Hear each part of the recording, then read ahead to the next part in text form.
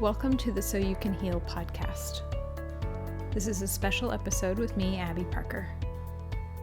Josh Stanley is on vacation, and we wanted to present a special series on freedom and fear. There are absolutely things that scare us, that are terrifying, that we never want to experience again. And that is where fear takes root, whether we experience it personally or through someone else. It could even be a parent watching something scary in another room, or something you see on TV, or what a song says. It might not be that big of a deal at the beginning, and then it starts to soak in, depending upon how sensitive you are. The catch is, beyond the scary experience, we have a hard time letting go of that fear, because we wear it like armor, ready for battle, when really we are no longer fighting in that war. We could have left that scary situation or that frightful thing that we were listening to, but we remember it. And our central nervous system does too. It carries the fear story so we won't get hurt again, or at least that's what our instinct tells us, that we need to carry this story around so that we can survive, even if we never get hurt again, or we actually didn't get hurt in the first place. And I'm not talking about actual danger. I'm talking about the things that scare us. And sometimes there is danger, and that's when our bodies take over and we fight, flee, freeze, faint, or fawn. And we want those protections. I'm talking about the fear that's left over though, because when there really isn't danger, we are still armoring up.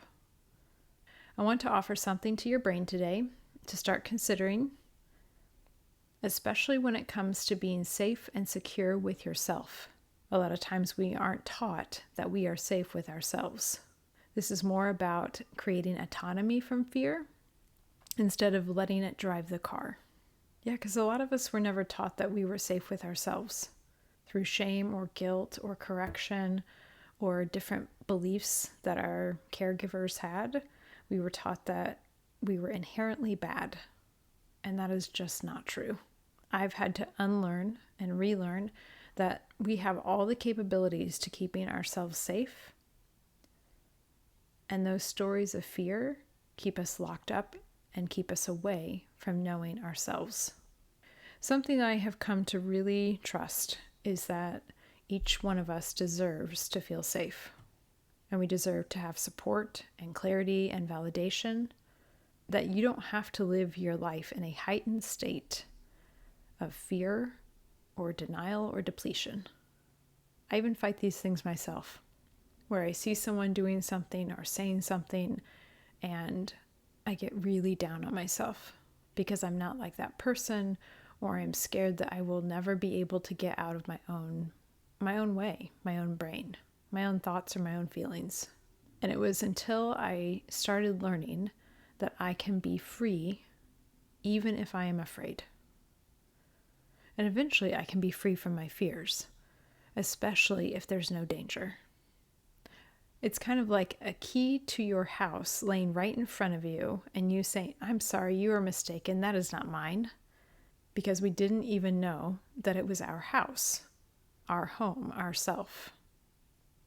A lot of times we tell ourselves that we don't deserve it, that we didn't earn it, that we didn't do the right things to get it, when it is truly inherently ours. I mean, who wouldn't wish for that type of security, for that promise, for that capability to know that you can be safe with yourself?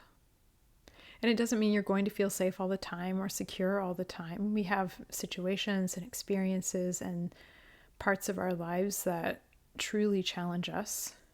But I hope you can hear me say today that you're allowed to be safe with yourself. And you can learn how to be safe with yourself. And you can find that security and that groundedness in your autonomy, which means that you become separate from that which scares you. It doesn't have to become a part of you, and you don't have to trust the fear more than you trust yourself. Something else I want you to consider is that when the key presents itself, for you to be able to open up that doorway of possibility, for you to see beyond the fear, that you can trust that is yours.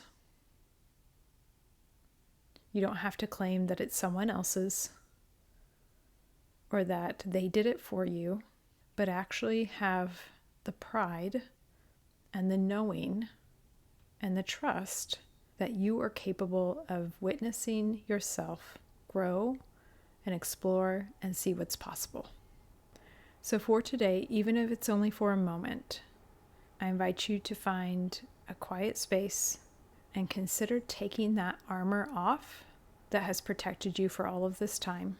All of those stories of fears or doubts or limitations, and consider that you don't have to always put it on, that you can allow yourself to breathe or feel or experience connection or love, or just the idea that you're a human, and you can start experiencing the freedom that comes when you just take a moment to breathe and trust yourself.